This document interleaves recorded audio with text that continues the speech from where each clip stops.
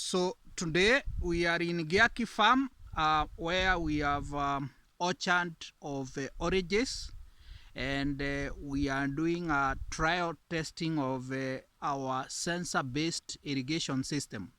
We are a team from Meru University of Science and Technology, and we have developed a irrigation system we call sensor-based irrigation system. So I will explain how it works. So I am approaching it. So we start with showing the source of water. So the water is contained in this structure, wooden structure, which is lined with a polythene sheet inside, waterproof.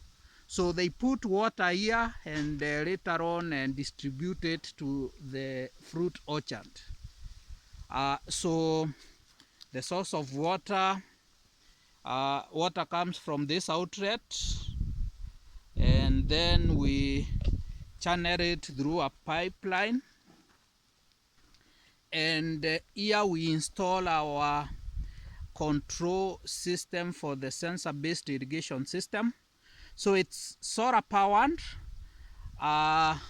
So you can see the panel, and there is an electronic system housed in that box, which is programmed.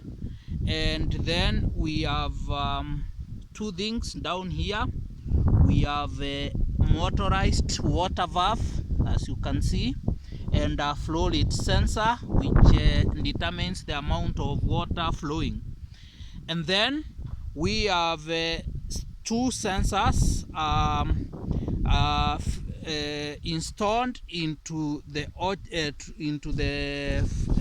orange plant, as you can see. So the sensor is fixed here. I hope you can see it.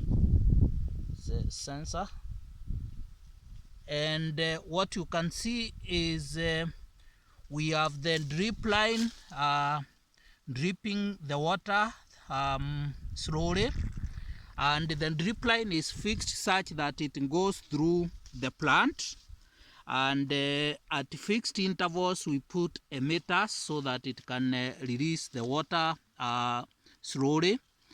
And the sensor will monitor. So if you can see where the sensor is put is dry, so the sensor will keep on informing the system so that when adequate water has been delivered, it will stop.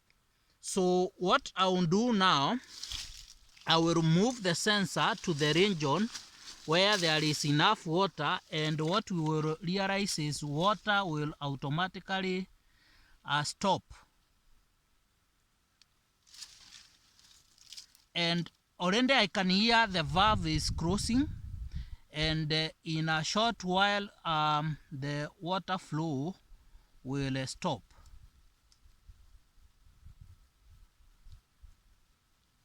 So if you can see, the water flow is stopping, and now there is no water. Why? Because the sensor reads that where it is enough water is there, so it has instructed the system to shut the water supply. So again, if we can move the sensor away from where the water is, what we will see is it will automatically open the water supply, and we will start seeing water dripping. So as you can see, now the drips are beginning to come again. So we've installed the drip lines to 6 orange plants, as you can see. So we have the main line, and when we get to the orange plant, you have drip line like this one now here, that is feeding to this orange plant. Then the main line continues up to the next orange plant. And when we get to the orange plant, the same formula applies. And you can see water is dripping.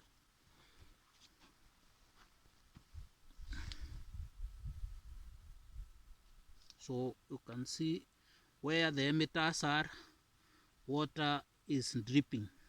So the orange will continue receiving water up to a point where the sensor will say enough water has been applied, and the system will automatically shut the water supply.